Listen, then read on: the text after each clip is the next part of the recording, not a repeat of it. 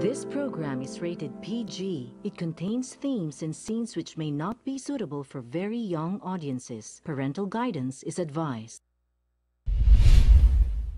Be advised that the views and opinions of the hosts and guests do not reflect those of the station.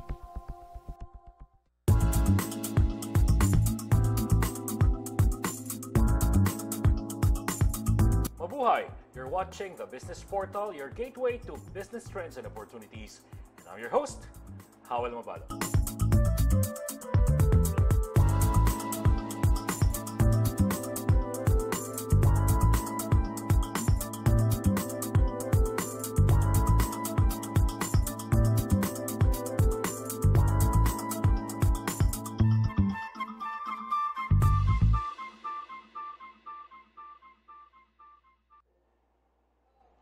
Have you ever dreamt of becoming a professional speaker? Then this show is for you. Good day, everyone. My name is Renelyn Tan-Castillejos, and you're watching the Business Portal on the Corporate World, your gateway to business trends and opportunities. I hope that you had a great week ahead. Today, we're going to talk to a wonderful international speaker who has touched so many lives through her art of public speaking. It's my honor and pleasure to introduce to you a very good friend, international keynote speaker, and a Jack Canfield certified trainer on success principles, Miss Sha Nacino. Hi, Ren. I'm so happy to be here. Thank you for having me. Welcome to the show. Thank you so much for coming. I know you just came straight from, maybe a few days earlier from Singapore, Right. from an international speaking contest. Or Convention, yes. convention. So we're going to talk about that later on. Okay. But for now, I'm very excited to share with our guests to talk about what the art of public speaking is all about and whether or not they can turn it into a viable business for themselves. And so, to the benefit of our viewers, perhaps if it's your first time to meet Sha Nacino, she is a very well-respected person who helps people write their own books, to have the 90-day book writing challenge. Yes, and that's she correct. also helps a lot when it comes to just giving a lot of tips to corporate professionals, even individuals who just really want to have a fulfilled life, both in finances and professional aspect. Yes. So Sha, please tell us a little bit about your journey into the public speaking world. Okay, so Ren, actually, I was a very shy person. I was painfully shy, and I'm still shy and an introvert. My journey as a speaker was more of a serendipity. I didn't plan that one day I'd like to become a speaker. So what happened was, when I published my first book, I got invited to speak in seminars and events. And I just had to say yes to the calling to speak and share. Say yes. Say That's yes. important. That's correct. So that's how I started as a speaker. But I started speaking professionally in 2011. But before that, I joined Toastmasters in 2007. So you can connect the dots looking backward, right? When I joined Toastmasters because when I was still employed in a bank, there was an internal vacancy. I wanted to apply. So I applied and I got to the interview. Right. During the interview, I cannot even express myself. Oh, I see. I just stuttered. I cannot even speak up. But you knew what you wanted to say. You just didn't know how to say it, Yes, perhaps. I knew what I wanted to say, but I couldn't organize my thoughts. I couldn't speak out well. And so when I got home that night, I felt so bad about myself. I asked my friend, how can I improve my speaking skills? Right. And then my friend said, join Toastmasters. And so then for the benefit of our viewers who don't know what Toastmasters is, what is that? So it's a public speaking organization. If you're afraid of public speaking, if you want to improve your skill in public Right. speaking, then join Toastmasters. So I asked my friend, what's Toastmasters? And then she said, Google it. Okay. So I Googled Toastmasters, and then I visited one of the clubs, and then I became a member in 2007. So it meant I was preparing from 2007 to 2011, but I didn't know that I was preparing for my career as a professional speaker. Wow. So now looking back, I realized that was a great preparation. So everything really fell into place. Yes. A lot of people, when they hear the word public speaking, I've also read somewhere that it's one of the top fears of people in the world. They really get scared. So how do you overcome this fear of public speaking? Okay, yes, a lot of people are scared of public speaking. In fact, research would show that it's the top one fear, especially among Americans. Okay, but I think fear of public speaking is overrated. Okay. Why is that? It's overrated because so many people are saying that public speaking is scary.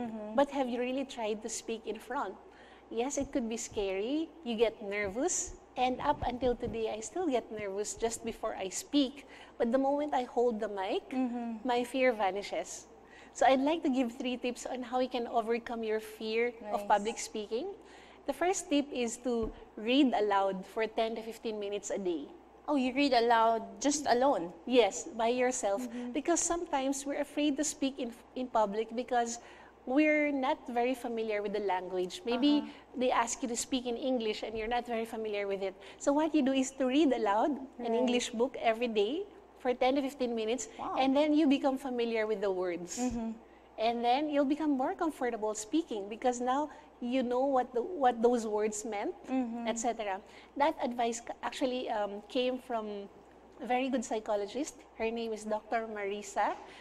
And I got to know her because during my early years as an employee, I was so painfully shy and introverted. I had to ask my friend, do you know a psychologist? Oh, really? I had to consult a psychologist because my being shy was getting the best of me. And I couldn't even speak in public, even during social gatherings. I couldn't even speak up. And so I consulted Dr. Marisa, and that's one of her pieces of advice, to read aloud for 10 to 15 minutes. Okay. Wow, and it worked. It worked, yes. My tip number 2 is to just say yes. When you are asked to speak in front of a group, whether you are nervous or not, whether you're ready or not, just say yes anyway. Because as you keep saying yes, you learn more about yourself, you build your confidence, and then you build your competence as well. So that's my second tip.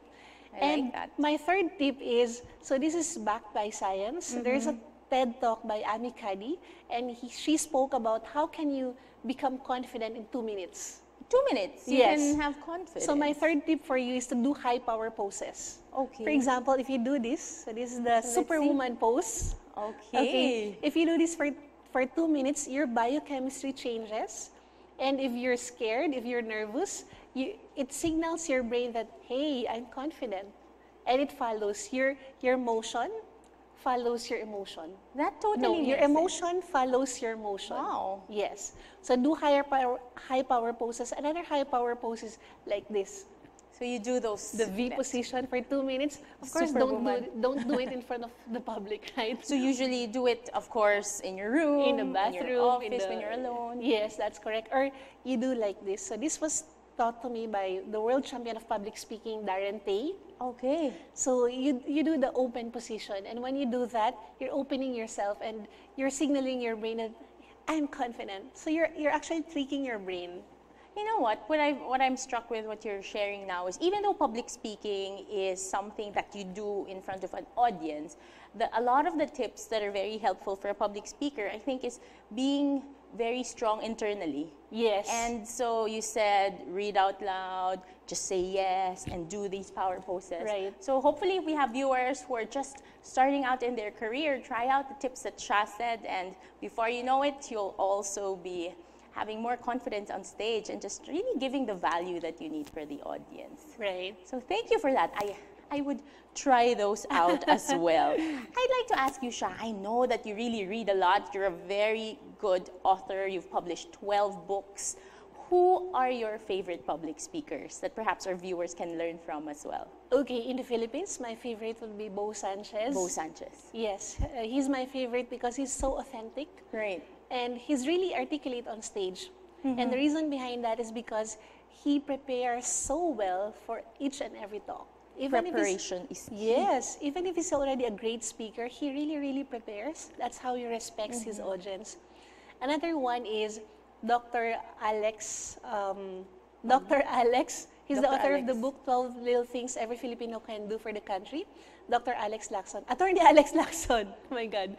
And I like him because he is very sincere. he's soft-spoken, but when he speaks, you listen. He would do like this. Because So every he's word he really says, being he into draws the the audience to conversation. you. Yes, because every word he says, you could feel his authenticity, his sincerity. Internationally, I've met 3 speakers that I really admire. Wow. Number 1 is Brenda Benz. Brenda Ben? Benz, yes. She's an expert when it comes to branding. Okay. Okay.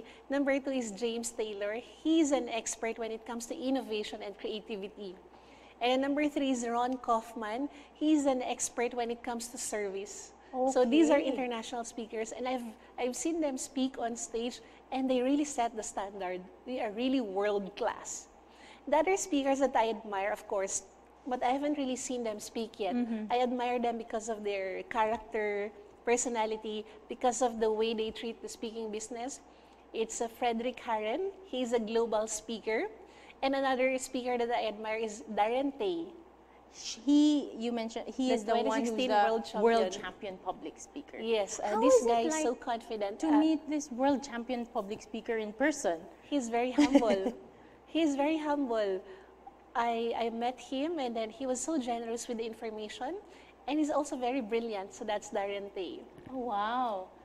He's holding your book, Mission Yes. Happiness. So When was this? He also gave me a copy of his book. So that was a few weeks ago, last week in Singapore, May 11, Wow. 2018. So you really go to all of these different conferences for learning, and learning doesn't stop perhaps when you've already delivered your 100, 200 speech. Learning is every day from what I'm Right. getting from you.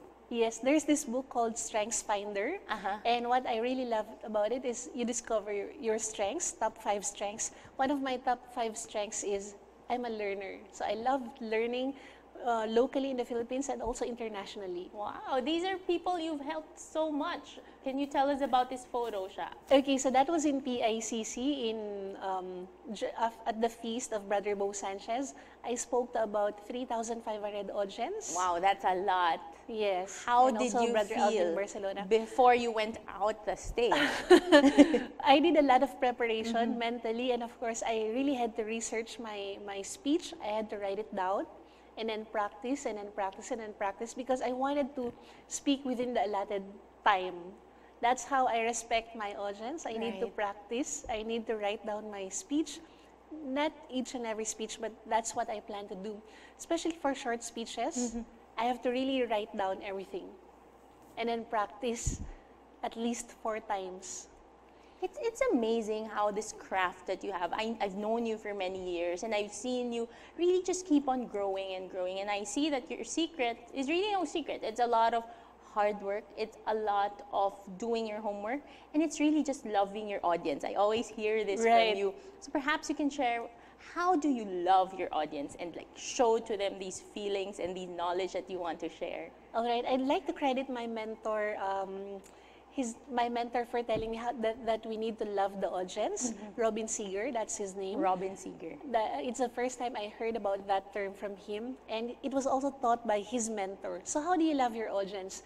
Number 1 is you need to prepare well for your talk. Don't just wing your talk. Of Right. course you can wing it, but if you really love the audience, you have to really respect their time, their effort for going to that event. So you really have to prepare, do your research, Yes. write down your speech, make it well organized, etc.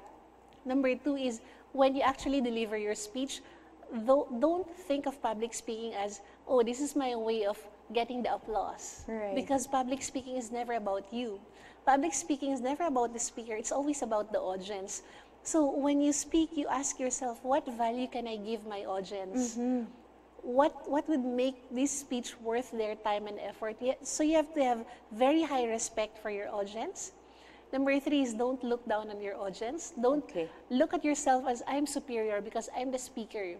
No, you're not superior than them. It's just that you have different roles. You speak most of the time. They would listen most of the time, but you're equal. You're taking them on a journey with you. You are one with the audience. You are journeying together through the talk that you will deliver. It's really very refreshing to hear all of these thoughts, because a lot of times, sometimes, well, not a lot of times, sometimes we see people on TV, they really use the stage, and you can tell that they really look good, but sometimes you're saying, like, if there's no value to what they're saying, then they just perhaps waste that very precious time that is given to them. Right. And so I'd like to ask you, can you perhaps share some inspiring stories that you've experienced firsthand or you've learned of, just from people really benefiting from public speaking? Okay, so the art, you mean the skill of public speaking, how it benefited Yes. people. All right, when you have a very important message to share, and you cannot share it because maybe you lack the skill in public speaking, or maybe you're afraid or not, then my advice is don't let your fear of public speaking hinder you from giving your talk. Aside from what I do also, one of the speakers I admire, he's not really a speaker, but he's more of a communicator. His name is Arnold Vargas. Arnold Vargas. He's Yes, Filipino? He's Filipino. And you know, when Brother Bo Sanchez called him on stage during the Wealth Summit, it was an impromptu. He didn't know that he will be called. And he was so nervous. He was not a public speaker, but he went on stage anyway because he was a yes man. And that's what you said earlier, to Yes, say, say yes, yes to all anyway. these opportunities. So you could see that he was really, really scared, nervous, but he didn't let his nervousness get in the way to him delivering his message. So he delivered his message, and it was very raw, authentic, no editing, no preparation whatsoever. He spoke from the bottom of his heart. And do you know that not a single eye went dry because everyone was in tears. He was so genuine and sincere and authentic. And for the first time in the history of the Wealth Summit of Bo Sanchez, he was given a standing ovation. Oh, wow. I think you can still remember all his words. I think it's still with you, the Yes. impact that Mr. Vargas Yes, Arnold really Vargas. shared. Right. So this is the power of public speaking when used properly and when really used for the audience. Exactly. And a lot of times, I guess, if you think about that perspective, the fear will just disappear. Exactly. Because you really just want to share this very powerful message that the world needs right now. And so I'd like to ask you, Sha, we are talking about the art of public speaking. Do you Yes. think there's one standard formula for success in this field? Okay, maybe if there's one phrase that I can give or one advice that I can give is it's really to love the audience. Because when you love the audience, everything follows. When you love the audience, you'd like to give them the best value, massive value during your talk.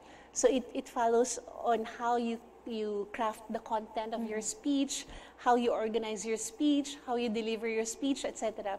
And it also changes your mindset, because if you focus on loving the audience, now the focus is not about looking good on stage, right? The focus is about really serving the audience. Yes. And that also helps you conquer your fear of public speaking, because now you're not, a lot of people are afraid of public speaking because they say, what will the audience Think of say, you. think of me? Right. What will they say about me? What if I make a mess? So it's very focused on the speaker. Right. But the moment you say, I'm here to love the audience, so it's no longer about you. So now you're less conscious of yourself, and that also dissipates your fear of public speaking, because now your focus is, what is the message that I need to deliver? That's true. And how can I love the audience through this message that I'm going to deliver?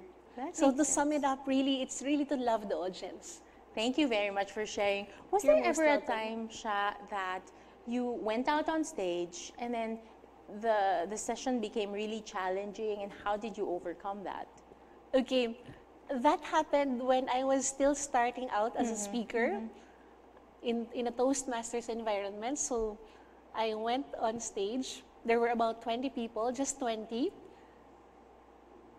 And suddenly, just like that, my mind went blank. I didn't know wow. what to say.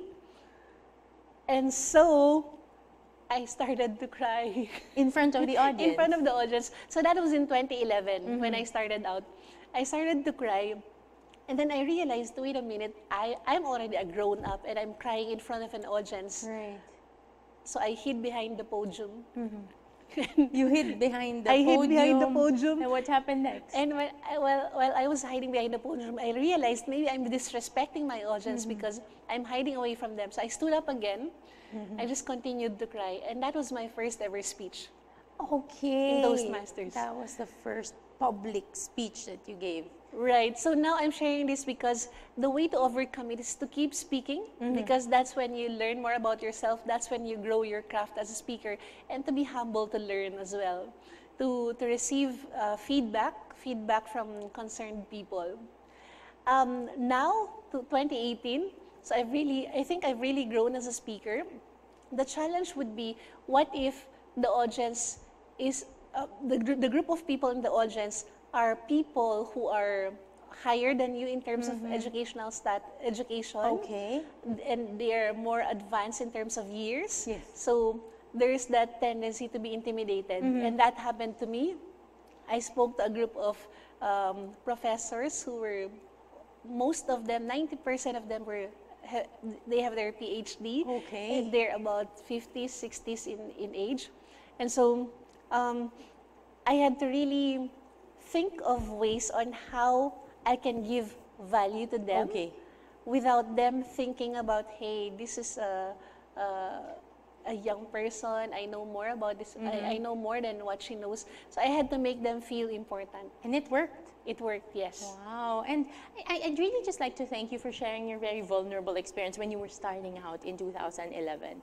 And I guess as a speaker, if you're open enough to just accept the limitations and then grow from there, you really will reap the benefits. And we see now you're talking to so many groups, I don't know, every week, every day, and you're really just touching so many lives. Sha, I'd really just like to pause here for a quick break. To our guests, please don't change your channel. The next segment, we'll be talking about how to make public speaking into a viable business.